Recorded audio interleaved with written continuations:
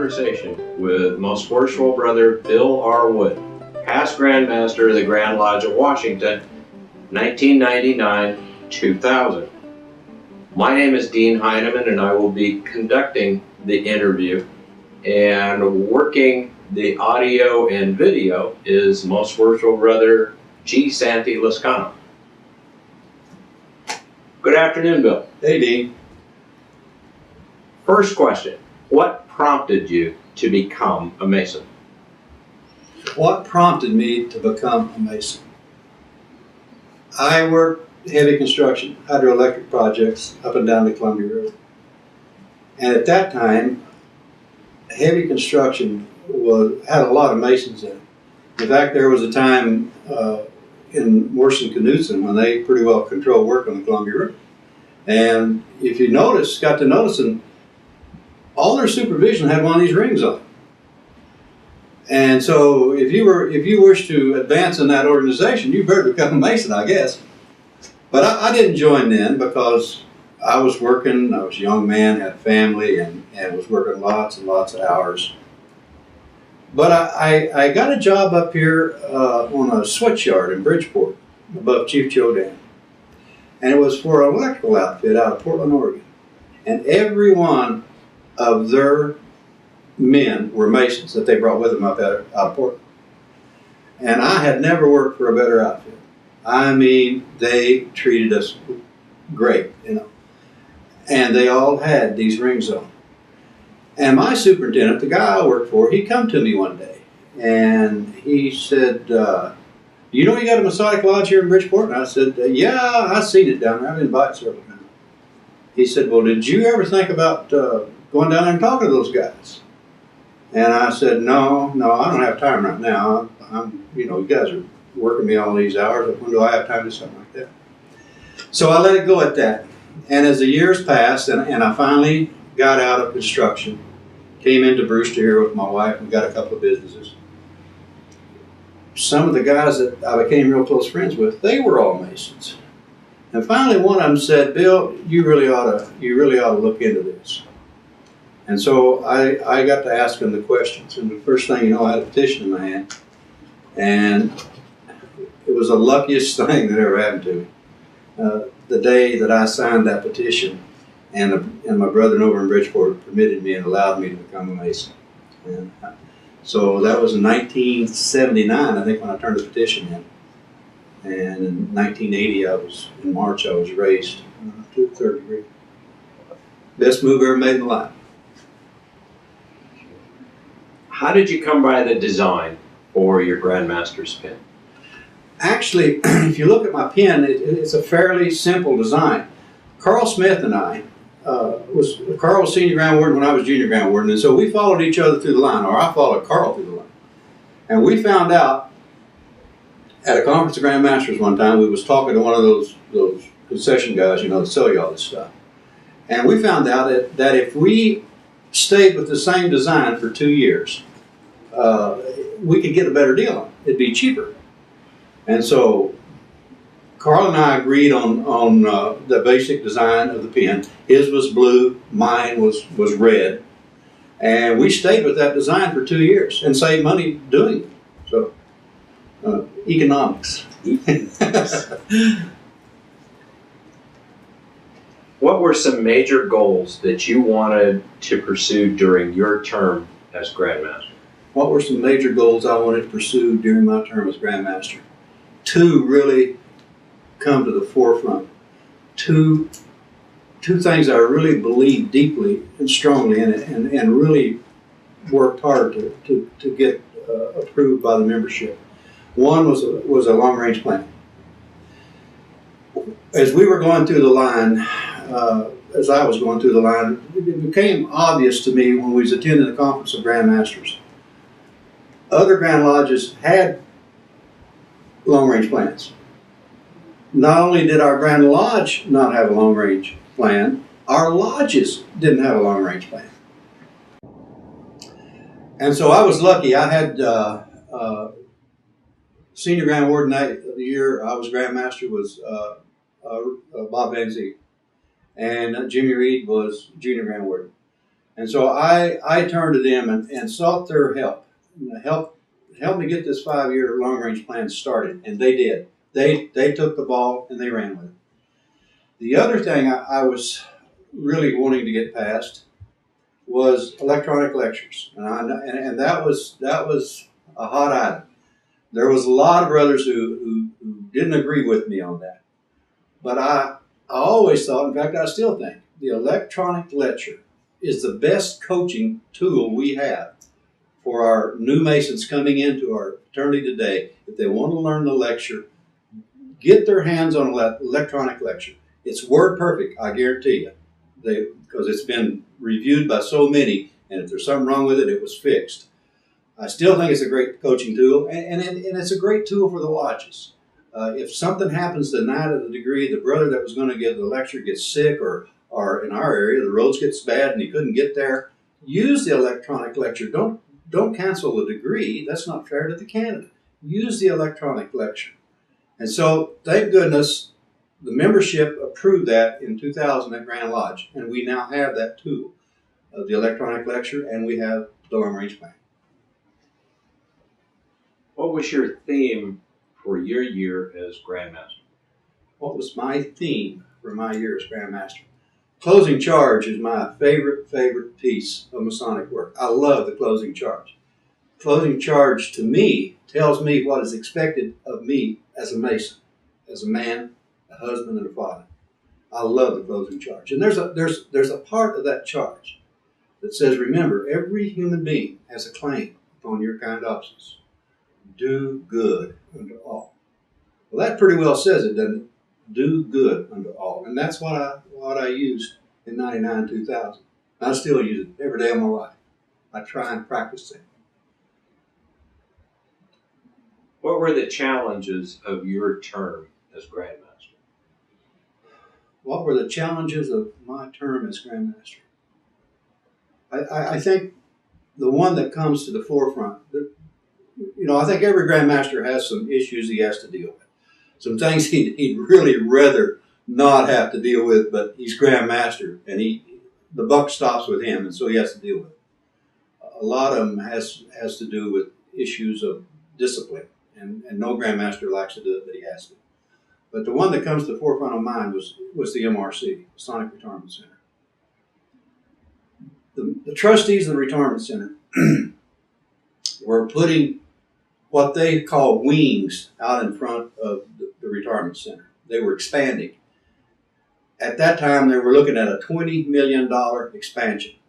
And they were just going ahead and doing it without first trying to find out, doing a feasibility study to see if they built it, if they could actually use it, if it would be filled up. And so they were willing to spend $20 million to do that. The sole voting member wasn't as sure about doing that as the Board of Trustees. And so in December of 99, the sole voting member stopped it. We acted probably a little premature, to be honest with you, because 3 weeks later, the city of Des Moines says, no, you're not going to build that because it obstructs views from property owners around you. But the sole voting member stopped it. That caused an uproar among the trustees, of course. The chairman resigned at that time. A couple of the trustees resigned over that, the actions of the sole voting member. To this day, I still think the sole voting member was correct in doing that.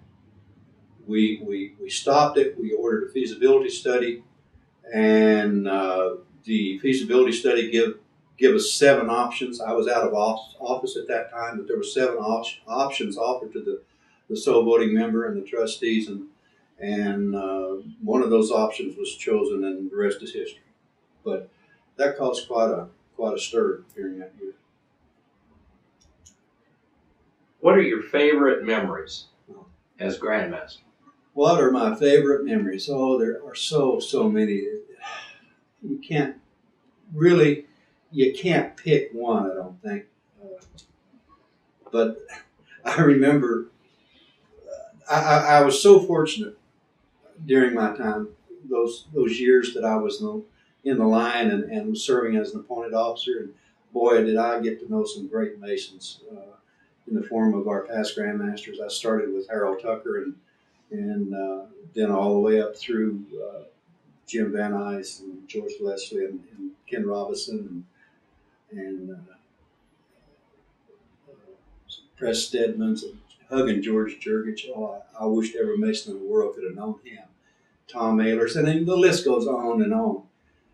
Those are some of my favorite memories, and the brethren you get to meet during those years. That's what it's all about, really. Your brethren elect you and permit you to serve as an elected officer and finally as grandmaster, and the kindness and the honor that they heap upon you during those years, and you never forget it. And there's no way you can ever repay it. It's an experience, I'll tell you. Does the man make the office, or does the office make the man? Does the man make the office, or the office make the man? I don't see how the man could ever make the office, not the office of grandmaster. I would think the office makes the man. It changes you. You learn so much. You think you got a pretty good idea when you get elected junior grand warden. You think, like myself, I'd run around Grand Lodge for 8 years as an appointed officer, so I thought I had a pretty good idea. You don't have a clue till you get elected. So you learn and you watch and you observe, and I had such great men and great Masons in front of me that I learned from each of them. I always kid Carl Smith. I work construction, and sometimes construction workers are known for their language. I learned a new 4-letter word from Carl Smith, and it was plan, P-L-A-N. Carl Smith taught me how to plan and taught me to plan, and I'm indebted to him for that. And Tom Ahlers and hugging George Jurgich. I mean, how could you not admire and respect and learn from Masons such as that? The office makes the man, in my opinion. What is it like being grandmaster? What is it like being grandmaster? There's nothing like it in the world. It's hard to find words to describe it, really. It's such an honor. And as I said earlier, you are shown such respect by the brethren. And they just can't heap enough honor and reward upon you. But it's not on you, it's on that office. I sometimes, when I go to lodge anymore, after you get out of being grandmaster and you go to lodge, and you just like to sit there on the sideline with the brethren and not even be recognized. They don't even know you're there. You're just there as a brother. You're there to enjoy your masonry. But you're going to be introduced. You're going to be taken to the honor, or to the altar and introduced and given the honors,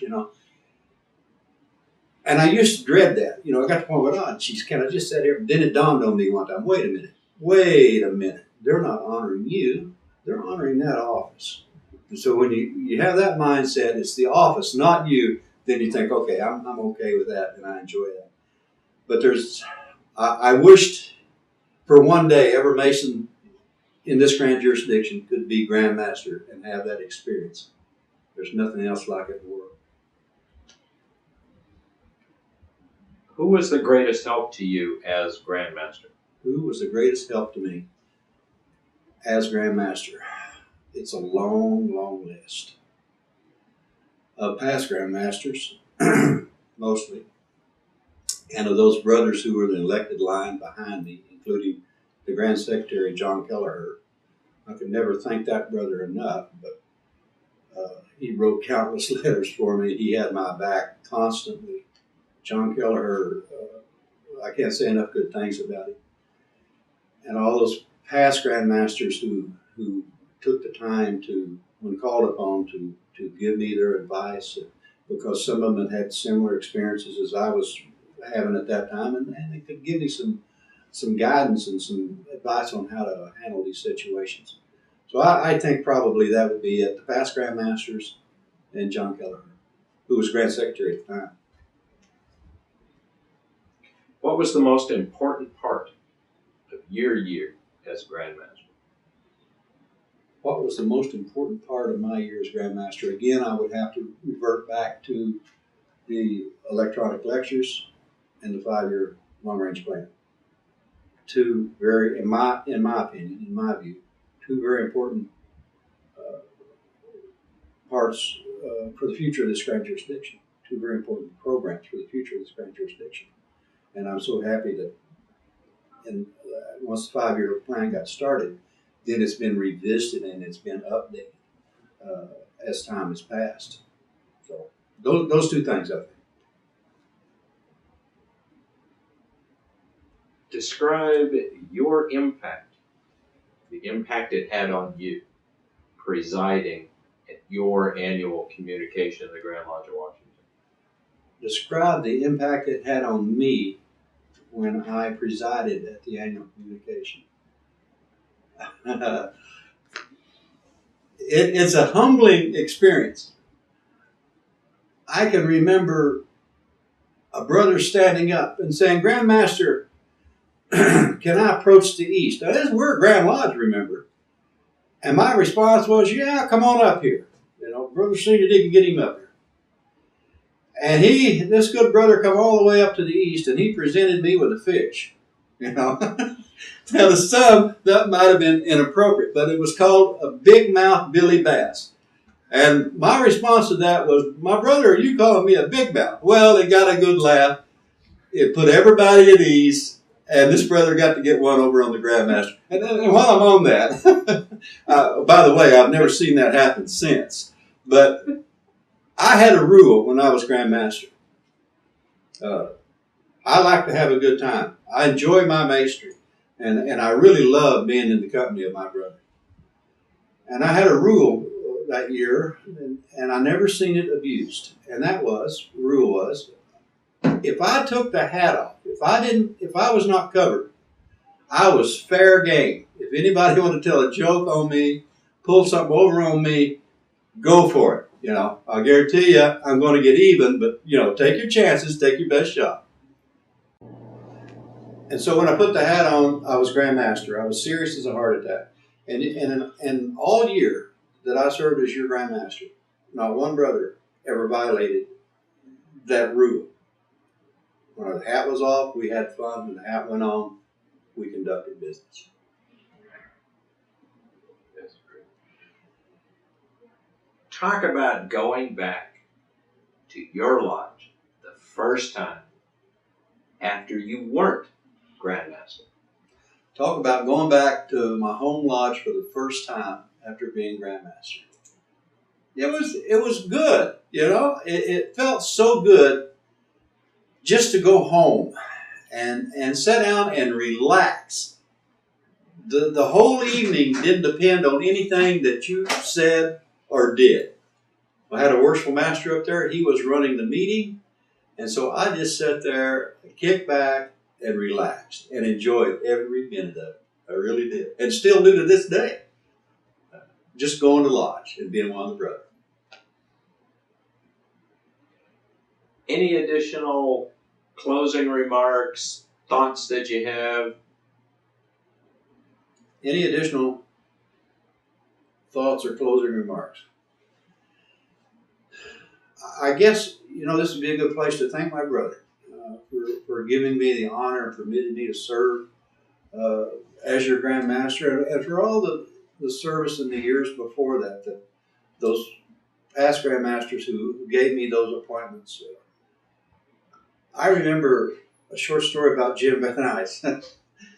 You ain't going to believe this, but there was a point in my life when I was scared to death to get up and talk in front of anybody. You know, one-on-one, I'll talk your leg off. Get me in front of a crowd, and boy, I was a nervous wreck.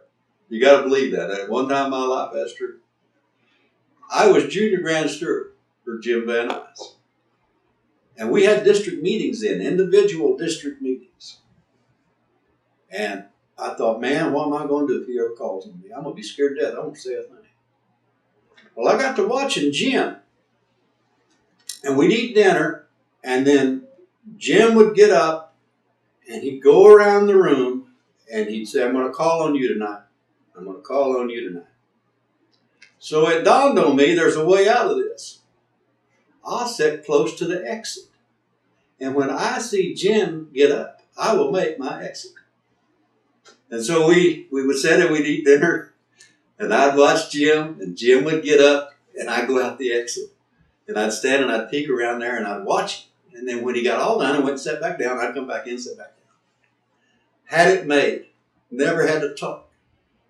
We were down at Walla Walla one night at a district meeting. I was sitting close to the exit. Jim got up, bam, I was out the door. And so I was standing outside, and I had the nasty habit at that time of smoke. I had one lit up, and I was standing there enjoying my cigarette. And I felt someone tap me on the shoulder. I turned around, and there stood Jim Van Nuys. He said, "I'm going to call on you tonight." What am I going to do now? I thought. I hadn't prepared anything. Taught me a valuable lesson. I have no idea what I said that night, by the way, because I was scared to death. But it taught me a valuable lesson. Always be prepared. And from that minute on, from that night on, I don't care where I went, I had something prepared in case I was called on. I get up, I was scared to death, but I could say it anyway. And so, Jim Van Nuys, I'm indebted to you. You taught me a valuable lesson. I don't think my brother in this grand jurisdiction will ever forgive you because I haven't shut up since.